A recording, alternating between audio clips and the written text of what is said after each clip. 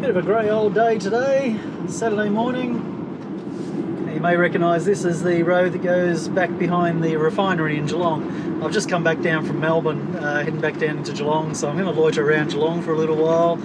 I've probably mentioned it before, but yeah, I've lived in Geelong for like the last 24 years, apart from the last year where I've been living out of my van and overseas. It wouldn't hurt to have a bit of a rest day, so it might be a slightly easier day today, just maybe just some bit of a look around town, I guess, or I don't know, let's just see how it plays out. A couple of important things I do need to do. One is empty my toilet, and one is top up with some water, and actually there's a third one too. Buy some bananas. Something really interesting here. It's a bit of a controversial topic to some people, and probably not interesting to everyone, but I find this really fascinating stuff. So this is the engineering and me coming out again. Geelong basically is a delivery port for a lot of the wind turbines. So what we have here is a bunch of wind turbine blades sitting waiting to be shipped out. And just for scale, there's my little tiny van next to these blades. Now, keep in mind that there are 3 of these on each wind turbine that you see. These things are bloody massive. They're absolutely incredible, the scale of them. The big white boxes you can see down behind the van are the generators. So these big blades hang off those big boxes down the back, which are like 3 times the size of my van. It's incredible. There you go. Now this is good timing. They're actually about to bring one of the blades up from the port down there.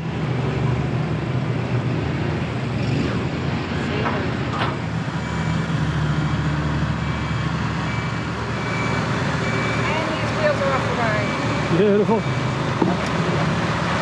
And here's all the tower sections and the ship there in the background, a bunch of blazers. Bloody hell, it's just so impressive. Just talking to the person doing the traffic control back there, she was saying that when they're moving them with the truck, the ute following the truck is actually steering the back end of the trailer. So you've got like a remote control to steer the back wheels on the trailer there. Makes sense. It's the only way to do it with something that long. This is a nice spot to come and sit when you're just wanting to kick back and watch the water for a while. Just heading into the St Helens boat ramp. It's a spot where there are taps. You need a security key, but there are taps here nonetheless, and toilets and showers and things. I think they're cold showers. Used to be a number of permanent people around here, and it is also a popular spot for people to stop overnight. There are signs that say you're not allowed to. But anyway, it looks like the permies have gone, actually. Interesting. I noticed that in Port Melbourne as well, that some of the more permanent people have been moved on, which is that is quite interesting. I'm not really sure what the story is there, but yeah, that little beach where I used to stop in Port Melbourne quite often had a couple of cars full of people there. That I'd noticed living there, and they were gone recently, and there were probably about 3 permanent people down here, and I can't see them anymore. Okay, something weird's going down. I borrowed some clothes. So a friend of mine, Jim, is into the local baseball club in Lara here, and asked me to come along and make up numbers. Pretty sure making up numbers is all I'll be doing. All sports are not my forte, but we'll see how we go. Have a catch. I won't throw it hard. With the left hand. Yeah. Oh, it's about right. Righto. That's okay, throw it here. Oops, sorry. Yeah, I don't do that bit well either.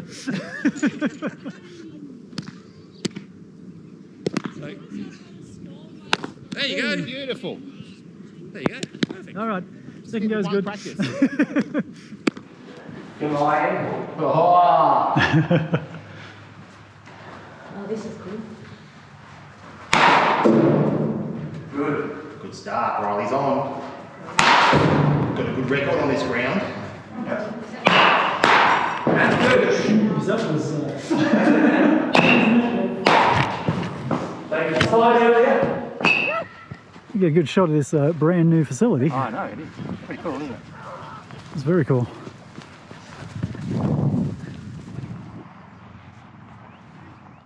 All right, they put me in a spot where hopefully the ball doesn't go. So anyway, we'll stand out here and see what happens. I can't video this. I probably need to concentrate.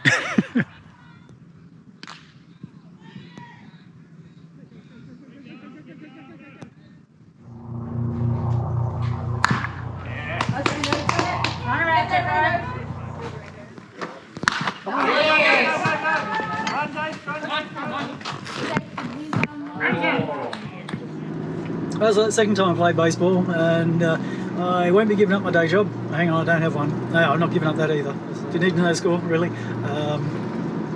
Yeah, 12-4. we were the 4.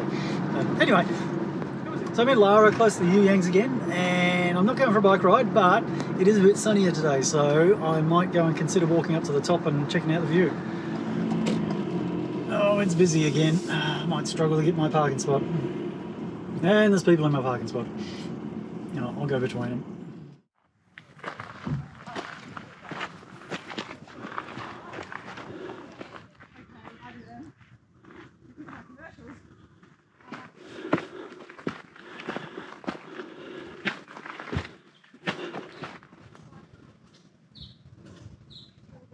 Oh, here's some quick shots before the piece is shattered. Oh, look at that. Oh my god, that's so exciting.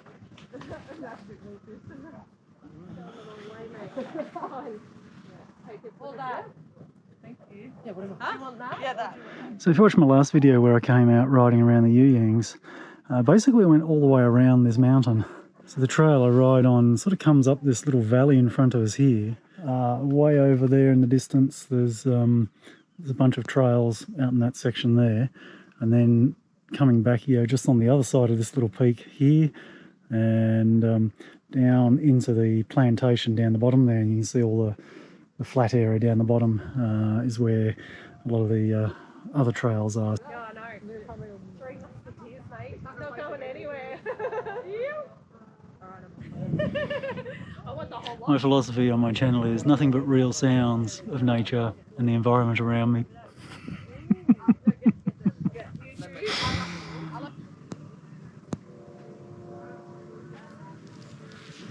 Now I have the place to myself. Not super early, but I'm down here at the Bayside. Oh look, I'll just show you. This is really cool.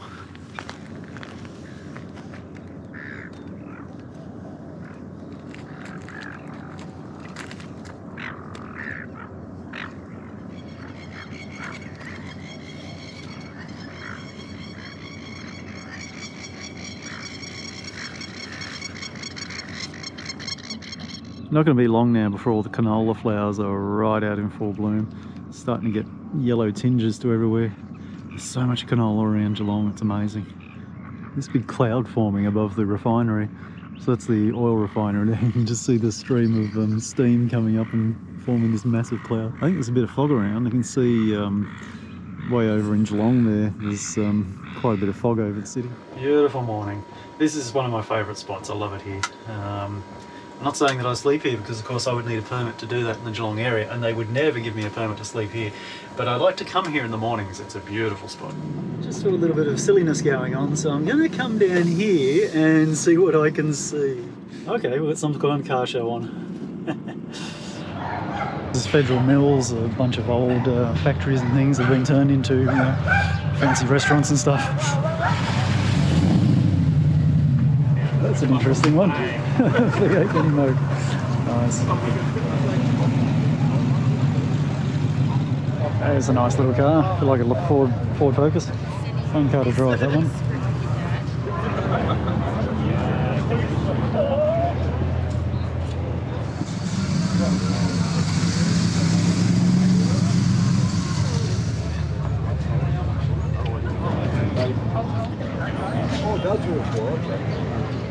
It was quite funny watching some of the cars come in with disgruntled cafe lovers trying to come in to get their Sunday brunch and not being able to find a parking spot.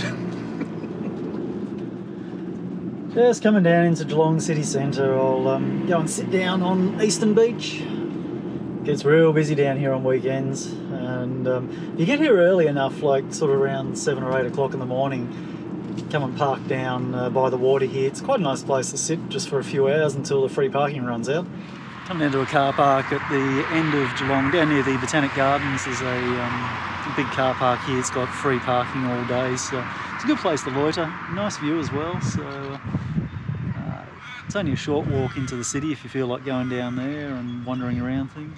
Main problem is you've got to be out of here by about 4 or 5 o'clock, because then all the hoons come down and start bloody using that as a racetrack. It gets a bit crazy in the afternoons. Not the best weather today, but it's still a pleasant outlook. Probably should go and have a bit of a walk, do something. Been a whole lot of sitting around doing not much today. It's nice for a change. Sun's making a brief appearance. It's funny, it's so still, like the clouds have not moved in hours. A generic Geelong City Council sign. You'll see camping prohibited in cars, streets and reserves. Basically just everywhere.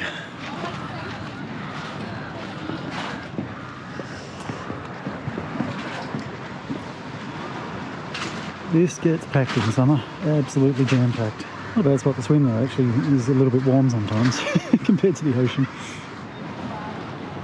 Water's nice and clear.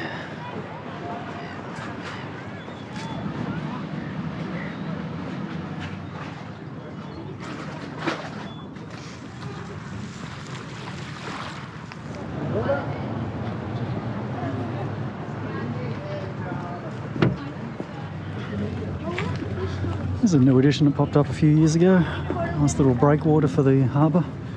I used to ride my bike a lot, like totally around the outside of Geelong. Well, not through around the outside, but you know, along the coastline here, along the bay, and then over onto the river, and back along the river, and then back over to where I used to live. So yeah, to me, it's this is the everyday. All right, lights on for a short time.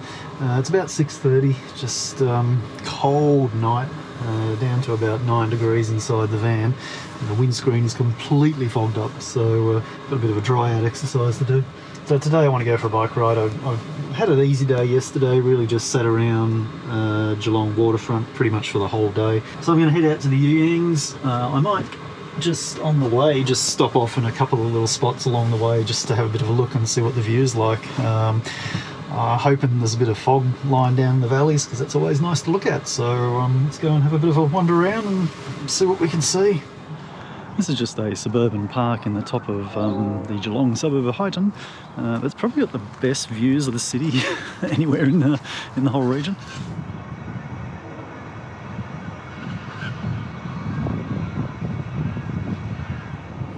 This is the infamous Queen's Park Bridge that crosses over the Barwon River.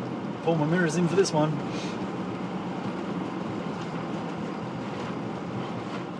Might just be a little bit too foggy to actually see anything, although it's probably not the best lookout anyway. I don't know.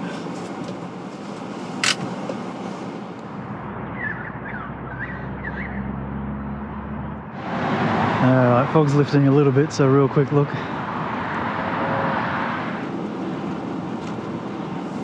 Come up to my favourite little parking spot at the You Yangs here up at the Turntable car park. It's one of those things where I'm wondering, should I walk up to the peak again and see if there's a good view over the top of the fog? Because that could look really cool. I couldn't actually see the peak from any of the other lookouts that I went to around Geelong. So I'm kind of thinking that the fog is a little bit too deep at the moment. I also want to go for a bike ride, so walking up and down that mountain is kind of going to use up a significant portion of my energy. All right, I'm going to do it. I'm going to walk up the top and have a look. So right now I can't see anything, can't even see where the mountain is. Anyway, hopefully we've got a view over the top of the fog. Might be nice, you never know your luck. Didn't see that before, 450 steps. Yeah, this might be paying off. I think I'm breaking through the fog already.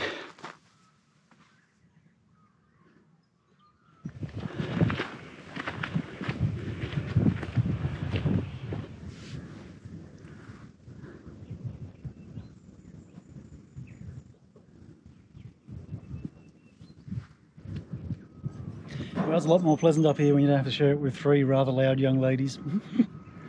So we can just make out the tops of some of the buildings in Melbourne over there in the CBD. That would be roughly Geelong. It's completely blanketed. But if we look back this way, this is where it's really beautiful. Look at that. So that's looking towards Bacchus Marsh, sort of pointing north, basically. Almost exactly north, because my camera is sitting on top of a compass point here.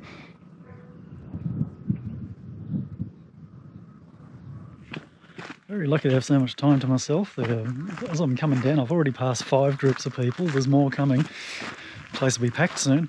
Descending back into the fog. Actually, fog's coming up the path. It's quite funny. And stacks of cars here now. Still foggy, can't see anything from here.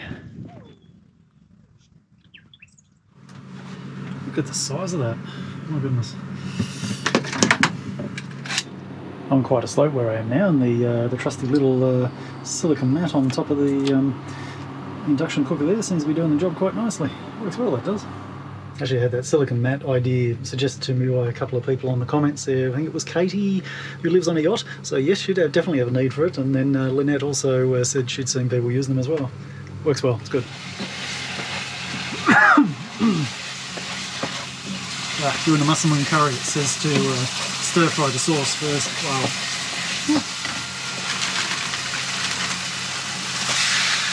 I've got all my servings dished out for the next several days. Not your typical musselman curry. Usually musselman curry just has potato and onion in it, but, and beef. I got chicken, carrot, capsicum and beans. There we go, that looks like a meal to me. A little bit cold still, but not bad in the sun. Oh, spicy, nice. My day's turned out a bit hazy today, so no fantastic views to see at all. It's now sort of 2:30. I am going to head over to the other side of the mountain bike park. Whoops. Bit of a bumpy, trying to get back onto the road, there's a bit of a challenge.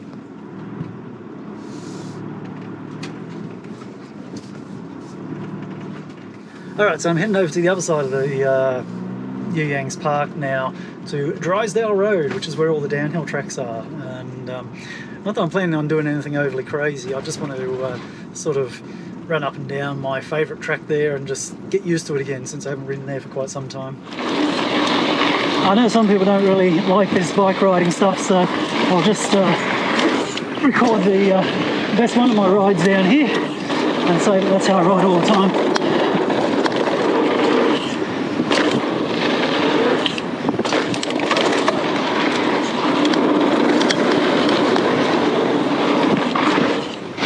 That was ugly. Oh dear.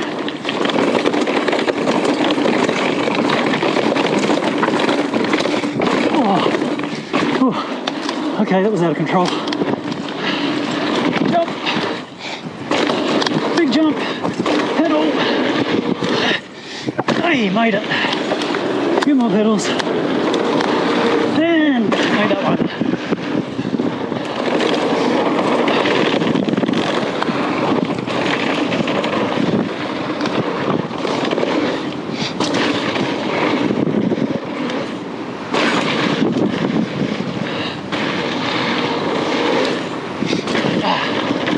So good that bit. Just noticed my back tyre's going down. I obviously hit a rock on that that last run. I felt it. I know where it was. And all the air is coming out. Walk of shame time. Walk of shame. So another question from the comments section. Someone was asking how I hold my bikes inside the van. So here's a bike rack. You see this one here, I've put a couple of little door seals on the sides there just to grip the rear tyre. You'll see what I mean in a minute. And down the bottom there is a little sort of, I don't know, slot that the axle goes into. And then on the back here we have somewhere where the top of the forks, the crown of the forks sits. So let me put the bike in there through the magic of television. And there you go. So the theory is, it sits on the forks like that. Trust me, they get more of a beating when I ride the bike than they do holding the bike up. The handlebars are stop turning by that little thing there. And then the back wheel is just sort of clamped from side to side. It doesn't actually sit in that rack as such. I made these expensive aluminium things here. I really got those made to make it easy to get the bike in there. So you just push the wheel into the slot and then ride it up. But you can see I can spin that around up there. It's not actually sitting on it. All the weight is essentially on the crown of the forks there, and a little bit held on the other end, but mostly on the crown of the forks. So I apologise for the camera angle, but it's going to be a little bit trippy just so you can see everything that's going on in this confined space. But basically the bike rack comes up to next to the fridge here. So the two aluminium racks that the wheels sit in are bolted onto the back of this fridge cabinet here, and then that whole width up to the back door, it's about 900 mil. 900 mil depth, and that gets the bikes in there no problems. I guess the prerequisite for holding the bikes like that is having a high roof, because you do need a fair bit of head height to stack them up on their end, and you'll be able to see from your bike if you turn the bars sideways and measure the length of it. It's a fair distance. I do have space underneath, of course, where I put my helmets and all that sort of business. There's about 450 mil table that it sits on top of, and that's about it. But look, it works for me. It minimises the space depth-wise, and then I've got my fridge and microwave and everything here. My bathroom sits right next to where the bikes are, so it works for my layout. All right, I've had a shower and a little bit of a rest. Ate some random things, and I'm kind of contemplating making dinner. It's it's pushing sort of 6 o'clock now. Sun's starting to go down, and I will then find somewhere to sleep. So I guess one of the things I keep mentioning while I'm around here and around Melbourne as well is that in the majority of these places you're not allowed to sleep in a vehicle unless you have a permit, and that's pretty much the way majority of these councils are sort of dealing with the whole people sleeping in vehicles type thing. So what do? Obviously I'm not going to caravan parks and things like that. I guess there's a couple of things with the whole need a permit and getting caught without a permit, and probably the key one is that you've got to get caught. So my whole philosophy about places where I stop and stay is trying to minimise my annoyance to the locals. As much as you hate the fact that they carry on and make a big song and dance about people just living their lives in a van, you've kind of got to deal with it, right? And if you want to be in their faces and try and make a point, well, good luck to you, but you're going to get in trouble. So my philosophy is keep out of sight, try to annoy as few people as possible, and then life's easier. So generally, look, around Geelong, at the beginning of the year, I spent about 4 months down here, right? And I never had a visit from a ranger, didn't get fined, had no problems. But I don't stay in the same place more than one night, so I've probably got like a good half dozen places at least where I stay around Geelong, and I randomly rotate between them, so there's no pattern to it, there's no predictability. And that way, if somebody does get their nose out of joint, and I think I've mentioned this once before, I did have someone driving past honking their horn and carrying on in the mornings. As much as that guy was a jerk, he's the sort of person that will call the council and say, hey, you know what I saw down here? And those annoying sort of people, the council's like, oh, bloody hell, okay, fine, we'll send a ranger out. So that's going to attract attention. I didn't go back there again, not because the guy was honking the horn, but because I don't want to attract attention, and it's not worth the grief for me. So that particular spot's out of limits for me. In addition to having a bunch of spots around Geelong, I also go down the Surf Coast every now and then. Now, Surf Coast is even worse. Now, I guess one thing you can do when you're getting into a town, you can just type in sleeping in vehicles and then the name of the town, right? And when I do that on Torquay, which is down the Surf Coast Shire, comes straight up, #1 Google search is, you'll get a $300 fine on the spot. No beating around the bush. If I do it on Geelong, it says you need a permit to sleep in a vehicle. So the Surf Coast is an area where there's a lot of talk about people being in camper vans, particularly over summer on the surf beaches and things like that. And certainly back in earlier this year in summer, there was like 20 odd vans parked down at Torquay Main Beach on the grass, and locals kick up a stink. They don't like that, just for whatever reason. Well, there was no mess there. It wasn't a problem. No one's leaving rubbish all over the place.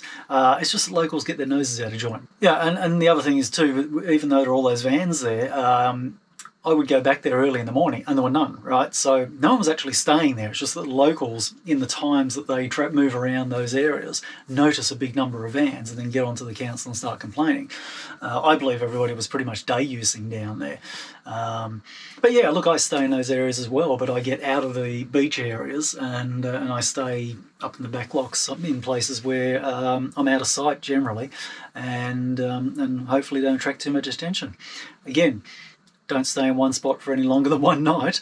And down there's not a lot of spots actually. I find it difficult between Anglesey and Torquay to find anywhere to stay, even though it's sort of bushland. But yeah, I sort of pop back into Geelong every couple of days, and then I might go back down there 3 or 4 days later or something. Another key strategy with minimising your impact to locals is the old arrive late, leave early plan. So what it means is that you loiter around a place like this, you have your dinner, you get yourself ready for bed and all that sort of business, then you take off somewhere, sleep there only, right? You don't come back to this same spot in the morning, because then it can be misconstrued that you were there overnight, right? So I would typically, once I've finished my food, put everything away, I'll often even make the bed before I drive off, and that way I don't even need to turn the lights on when I get somewhere. So I just drive in, park, crawl into bed, sleep, usually awake by 5:30, 6 o'clock anyway, because just noise of the planet around you. And then as soon as you wake up, you head off somewhere else into another day use area where you can sit and park for the rest of the day. Anyway, so I think that's probably enough for today's video. I'm going to, as I said, wander off and find somewhere to sleep. Nudge, nudge, wink, wink. And I will be back real soon with some more stuff to do, and hopefully another video in a few more days. So thank you very much for watching, and I will catch up with you later. Bye.